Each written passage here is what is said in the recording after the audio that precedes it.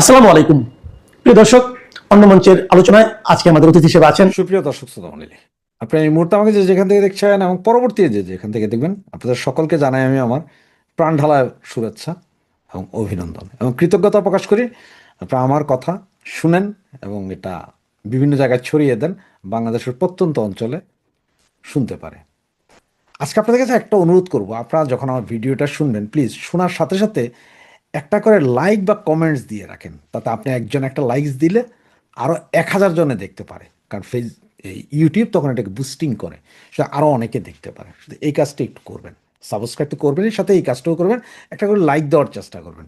কারণ 50,000 লোক যদি আমার এই ভিডিও দেখেন, তাহলে 50,000 লাইক যদি পড়ে, এটা কিন্তু 3 লাখ লোকে দেখবে এরপরে। এটা হচ্ছে যে যুক্তিটা, এই জন্য আপনাদের কাছে সেই অনুরোধটা করছি।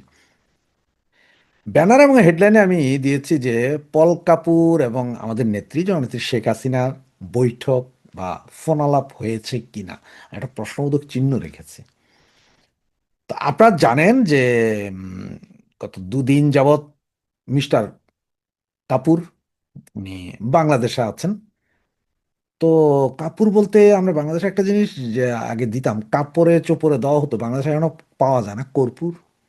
একরকম গন্ধ, পোকামাকড় থাকে না, এবারটা ওই রকমই একটা জিনিস। কাপুর, কাপুর না কর্পূর আল্লাহ জানে। তো পল কাপুর সাহেব আসলেন, আইসা বিএনপির মন্ত্রীদের সাথে বসলেন, পররাষ্ট্রমন্ত্রীর সাথে বসলেন, এরপরে জামাত নেতাদের সাথে বসলেন। কিন্তু দুর্ভাগ্যজনক একটা ঘটনা কি জানেন? সবাই বলেছিল যে এই যে আমাদের ন্যাশনাল কন্ডম পার্টি যেটা আছে সেটার সাথে বসবেন, কিন্তু সেটার সাথে শেষ মুহূর্তে যে এম্বাসি বাতিল করে দিল।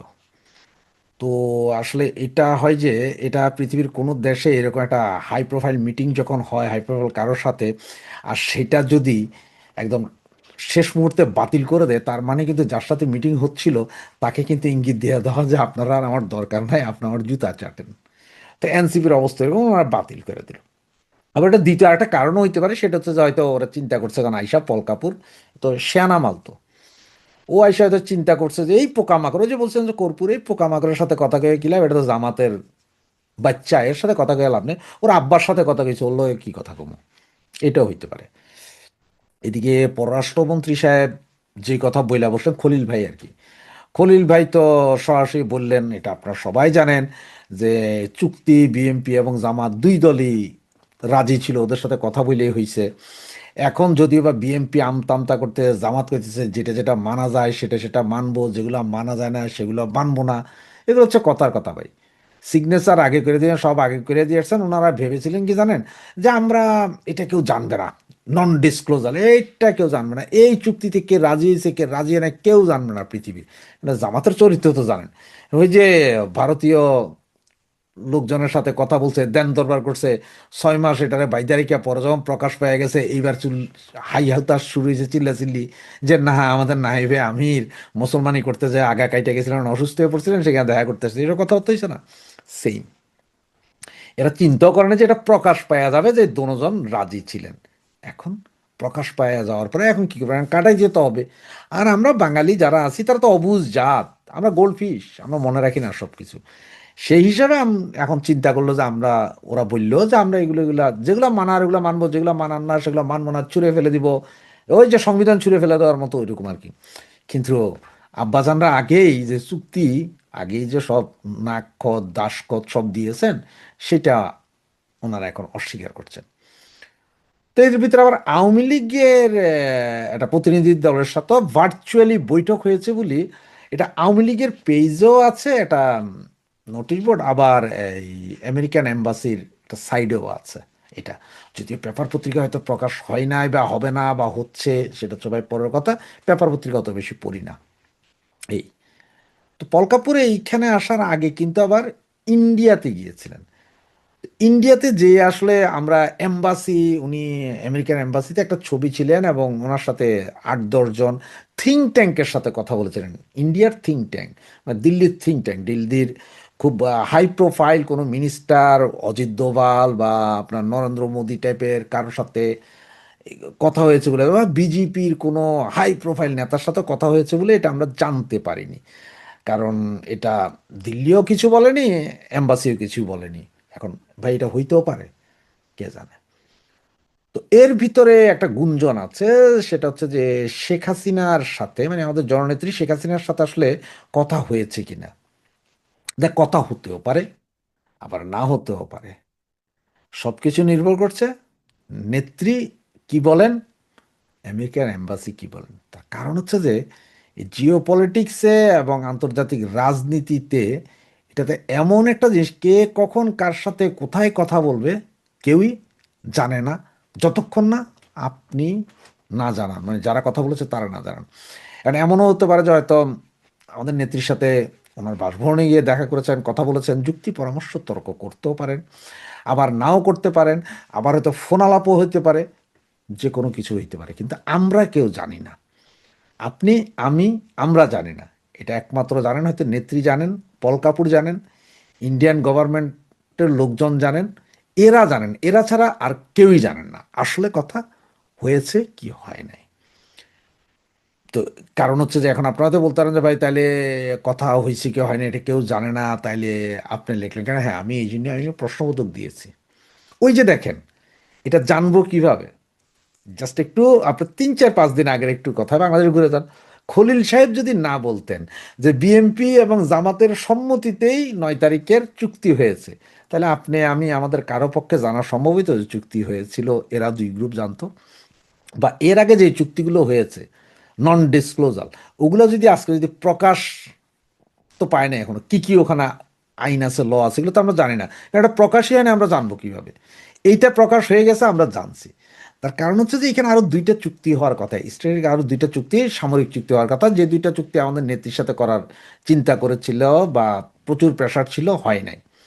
তবে এইখানে পল কাপুর একটা কথা দুই দলকে বুঝিয়ে দিয়ে গেছে, মানে আপনার জামাত এবং বিএনপিকে, যে আওয়ামী লীগকে রাজনীতি করার সুযোগে দিতে হবে বা ব্যবস্থা করতে হবে। আর সেটা কিভাবে ব্যবস্থা করবে বা কিভাবে আসবে, সেটা এই দলগুলোরই বলতে হবে, বিএনপি বা জামাতকেই বলতে হবে কিভাবে। তার কারণ হচ্ছে যে এই দোনোটা দলই তো রাজি ছিল যে আওয়ামী লীগকে ব্যান করে দেবে।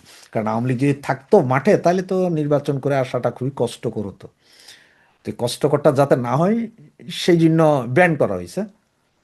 আর এখন বাকি যেসব মামলা, মিথ্যা মামলা বা ওই মামলা সেই মামলা, এগুলো হয়তো এখন কিছু কিছু মামলা উঠবে, একদম যে না উঠবে তা না, কিছু কিছু মামলা হয়তো 2-4টা, মানে এটা হচ্ছে যে লাখে 2টা বা 3টা মামলা উঠতে পারে, এই অবস্থা। আপনার শতে নিয়েন না, এটা লাখে 2-1টা হতে উঠতে পারে, 2-1টা হতে নেগোসিয়েট হতে পারে, এইটা কিন্তু পুরোপুরি না। তবে নেত্রী আসলে সেটার সিস্টেম আলাদা হবে।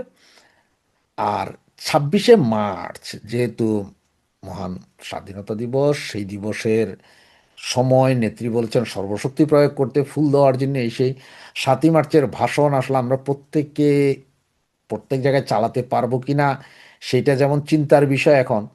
তবে একেবারে যদি নাও পারি, তাহলে অন্তত ঘরে ঘরে চালাই না আমরা। ঘরে ঘরেও যদি টিভিতে, ইউটিউবে বা মোবাইলে চালায়, তাও তো হবে। কারণ আমার ঘরে যখন আমি চালাবো, সাউন্ড করে চালাবো, এটা আশপাশে আর 2-4টা ঘরে শুনবে, সেটার হলেও চালাই। একটা সময় আমরা করতাম কি জানেন, পুরো এলাকায় বিএনপির রমরমাকার অবস্থা, কোনো প্রোগ্রাম করতে পারতাম না।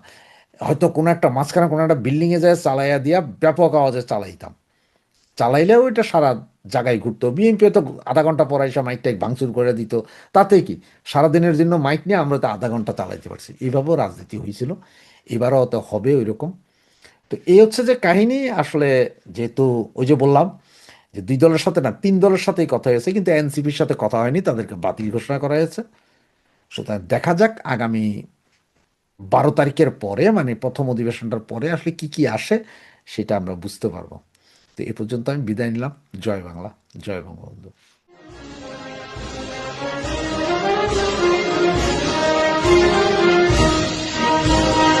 সুপ্রিয় দর্শক শ্রোতা, এই মুহূর্তে আমাদের ভিডিওটি করে দিচ্ছি, আমরা পরবর্তী ভিডিওতে দেখা হবে। আপনাদের সকলকে জানাই আমি আমার প্রাণঢালা অভিনন্দন এবং শুভেচ্ছা, এবং কৃতজ্ঞতা প্রকাশ করি সার্বক্ষণিক আমার কথা শোনার জন্য এবং এগুলোকে বাংলাদেশের প্রত্যন্ত অঞ্চলে পৌঁছে দেওয়ার জন্য। এবং অনুরোধ জানাই, সাবস্ক্রাইব করতে ভুলবেন না, এবং প্রত্যেকে শোনার সাথে সাথে একটা করে লাইক দিন। এতে হয় কি জানেন, আপনি একজনের লাইক দেন, 1000 জন মানুষ আরও বেশি শুনে। এটাই আমাদের শক্তি, আপনারাই শক্তি। আমাদের কথাগুলো সারা বাংলাদেশ শুনুক, জনগণ শুনুক। এতক্ষণ আপনার ব্যানার এবং হেডলাইন দেখে হয়তো চিন্তা করছেন হঠাৎ করে আমি কেন আমাদের নেত্রীর পুত্র কন্যা বোনের পুত্র কন্যাদের ছবি দিয়ে বলছি আওয়ামী লীগ পরিবার শুনুন। আসলে আওয়ামী লীগ পরিবার বলতে আওয়ামী লীগ, যুবলীগ, ছাত্রলীগ, শ্রমিক লীগ, মহিলা লীগ, কৃষক লীগ যারা আছেন তাদের বিষয়টা বলছি। তো তাদের বিষয়টাতে কথা বলার আগে আপনাদের সবাই জানেন যে আজকে এই মুহূর্তে যখন শুনছেন তখন আজকে চলছে 7ই মার্চ, মানে বঙ্গবন্ধুর সেই ঐতিহাসিক ভাষণের সেই দিন। তো এই ভাষণ নিয়ে একটা বিশাল জিনিস আছে, যেটা আপনার বাংলাদেশ থেকে যদি আপনার সরকারিভাবে না কোনোভাবে ব্যান্ডও করে দেওয়া যে এই মার্চের ভাষণ চলতে পারবে না বা এই মার্চ, কিন্তু এই ভাষণের ধারে কাছেও আর কোনো ভাষণ বাংলাদেশ থেকে কেউ দিতে পারবে না। তার কারণটা কি আমি আপনাদেরকে বলি, যে আপনারা অনেকেই জানেন, আবার অনেকে হয়তো জানেন না, আবার অনেকে হয়তো ভুলে গেছেন, জানেন হয়তো ভুলে গেছেন। সেটা হচ্ছে কি জানেন, ব্রিটিশ ব্রিটেনের এক লেখক, যিনি আপনার ওয়ার্ল্ডের প্রায় 41টা ভাষণকে একটা বইয়ে এনেছেন, যেটা ওয়ার্ল্ড হেরিটেজ বলা হয়, মানে 41টা শক্তিশালী ভাষণকে উনি একটা বইয়ে এনেছিলেন। যে বইটার লেখকের নাম হচ্ছে জ্যাকব এফ ফিল। উনি ব্রিটিশ একজন ইতিহাসবিদ, ওয়েল নোন, সারা পৃথিবী চেনে ওনাকে। 2013 সালে উনি একটা বই লিখেন, যে বইটার নাম ছিল we shall fight on the beaches is peace. আর এই কথাটা বলেছিলেন যে উইনস্টন চার্চিল, মানে উইনস্টন চার্চিলের যেই কথা, সেই কথাটার ওনার বইয়ের মূল ব্যানার। বইটা আপনারা আমার পাশে পেছনে দেখতে পাচ্ছেন যে এই বইটাই, এটা পৃথিবীর সবচেয়ে সেরা বই, মানে যে বইয়ের মধ্যে আপনার আছে অনেক কিছু। আর ব্রিটিশ এই ইতিহাসবিদ জ্যাকব এফেল যে বইটা, এই বইটা প্রকাশিত 2013 সালে। প্রায় 2500 বছর, 1-2 বছর না, 2500 বছরের ইতিহাসের ভেতরে প্রভাব ফেলেছে এরকম 41টা বিখ্যাত ভাষণ এই বইটাতে আছে। আমাজন থেকে শুরু করে সব বড় বড় মার্চেন্ট কোম্পানিতে পাওয়া যায়, পৃথিবীর বিভিন্ন দেশের লাইব্রেরিগুলোতে এই বইটা পাওয়া যায়, পাবলিক এটা পড়ে, এই বইটার উপর রিসার্চ করে, ওরা PhD, MPhil, PhD, doctorate degree নিয়ে এই বইটা পড়ে বিভিন্ন ভাষণের উপর। তো এই ভাষণটা, এই ভাষণের এই বই, এই বইটার ভেতরে আমাদের বঙ্গবন্ধু শেখ মুজিবুর রহমানের ঐতিহাসিক 7ই মার্চের ভাষণটা আছে। এবং সেটা আছে এইভাবে যে ঐতিহাসিক 7ই March, 7th March speech of Bangabandhu, এই কথাটা লেখা আছে ওনার ভাষণের সময়। এবং এই ভাষণটা হয়েছিল আপনার 1971 সালের রমনা রেসকোর্স গার্ডেন, বর্তমানে যেটা সরোয়ার্দী উদ্যান নামে চিনেন। এটা লিবারেশন ওয়ার্ল্ড, মানে এটি পরবর্তীতে বাংলাদেশের লিবারেশন ওয়ার্ল্ডের প্রেরণার ঘোষণা রূপে লিখেছেন, যে এইটাই আসলে আমাদেরকে স্বাধীনতা যুদ্ধের দিকে নিয়ে গিয়েছিল এই ভাষণটা। তো এই বইতে এই ভাষণটা ছাড়াও আরো 41টা ভাষণ আছে। মজার বিষয় কি জানেন, এই বইয়ের সর্বপ্রথম যে ভাষণটা, এটা হচ্ছে 431 সালের একটা ভাষণ, যেটা ফিনারেল নিয়ে একটা ভাষণ, ফিনারেল ওরিয়েন্টেশন, এই ভাষণটা আছে।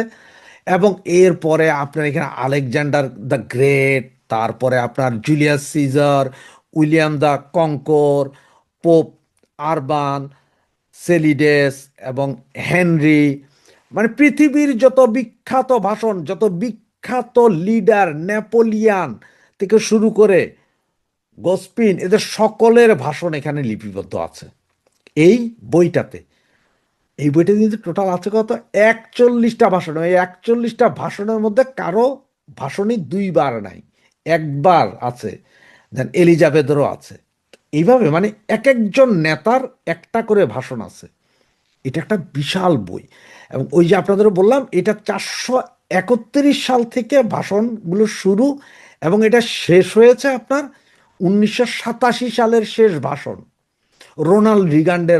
রিগানের ভাষণ দিয়ে। 41টা ভাষণ এই বইটার ভেতর আছে। এবং সবচেয়ে আরেকটা মজার বিষয় কি জানেন, এই ভাষণগুলোর মধ্যে আবার ক্রাইটেরিয়া আছে। সেখানের মধ্যে 10টা প্রভাবশালী ভাষণ আছে। সেটার মধ্যে 431 সালের ভাষণটা আছে, তারপরে 1095 সালের একটা ভাষণ আছে, যেটা মানে আপনার এইভাবে আস্তে আস্তে আমাদের বঙ্গবন্ধুর ভাষণটা আছে আপনার হচ্ছে যে 9 নম্বরে। ওনার আগে আরো আছে ফ্রাঙ্কের দ্য রুজভেল্ট, তারপরে উইনস্টন চার্চিলের ভাষণ আছে, এবং 7ই মার্চের সেই ভাষণটা আছে, এবং 10 নম্বরে আছে আপনার রোনাল্ড রিগানের ভাষণ। মানে এই 10টা হচ্ছে আবার প্রভাবশালী ভাষণ, এটা ভাগ করা হয়েছে 41টা ভাষণের মধ্যে সবচেয়ে প্রভাবশালী 10টা ভাষণ। এইটা বর্ণিত আছে এই বইয়ে, এবং এই বই সারা পৃথিবীর জ্ঞানী গুণী সবার কাছে আছে, পৃথিবীর সমস্ত শিক্ষা প্রতিষ্ঠানে আছে, এবং তারা সবাই পড়ে, সবাই জানে। সুতরাং এই ভাষণ নিয়ে যারা মশকারি করেন, তারা না জেনেই মশকারি করেন, তাদেরকে আসলে বলার কিছু নেই। তো এই হচ্ছে যে এই বইটার লেখা, আপনারা চাইলে এই বই আপনারা আমাজন বা যে কোনো জায়গা থেকে কিনে নিতে পারেন, কোনো সমস্যা নেই। তো আসলে তাহলে আওয়ামী পরিবারের কথা যেটা বলছে, আওয়ামী পরিবার বলতে আসলে আমি ওই যে বললাম আপনাদেরকে, আওয়ামী লীগ, ছাত্রলীগ, যুবলীগ, স্বেচ্ছাসেবক লীগ, শ্রমিক লীগ, কৃষক লীগ, তাঁতি লীগ, মহিলা লীগ, এদের সকলকে বলছি। যে আজকে হঠাৎ করে আপনি সবাই জানেন যে আজকে হঠাৎ করে উত্তর জেলা যুবলীগ একটা আহ্বায়ক কমিটি করেছে। তার মানে ওই কমিটির সভাপতি এবং সেক্রেটারি যেহেতু ঘুমন্ত অবস্থায় আছেন, ওনাদেরকে পাওয়া যাচ্ছে না, তাই এই দুইজনকে দায়িত্ব দেয়। আর এই দুইজন কারা? এই দুইজনের মধ্যে যেমন মিজান চেয়ারম্যান এবং আরেকজন, এরা হচ্ছে যে ফাইটার এই মুহূর্তে ফাইটার। মিজান চেয়ারম্যান ঢাকা শহরে প্রচুর মিছিল মিটিং করছে, ফাইটার, ফাইট করছে, সম্মান পেয়েছে সে। তো এইভাবে যুবলীগ হয়তো চট্টগ্রাম মহানগর এবং আরো আরো আরো এগুলো সবগুলোই করবে, সারা বাংলাদেশে হয়তো যুবলীগ করবে। তো যুবলীগ দিয়ে চালু হলো, এই জন্য বলছে আওয়ামী পরিবার। তার মধ্যে এখন আছে আপনার ছাত্রলীগ, স্বেচ্ছাসেবক লীগ, শ্রমিক লীগ, আওয়ামী লীগ। এইভাবেই আওয়ামী লীগের যে সিদ্ধান্ত, ঘুমন্ত নেতারা ঘুমেই থাকুক, নতুন নেতৃত্ব আনছে, মাত্র শুরু। আপনারা জানেন যে 1/11-এর পরে যুবলীগই সারা বাংলাদেশে তাতায়া রাখছিল, সাথে ছাত্রলীগ ছিল। তো এই যুবলীগ দিয়ে শুরু হয়েছে, ছাত্রলীগ, আওয়ামী লীগ সবগুলোতে শুরু হবে, এটা হচ্ছে শিওর। আজকে যে দুজনের কথা জানেন, আগামীকাল আরও জানবেন, আরও জানবেন, আরও জানবেন।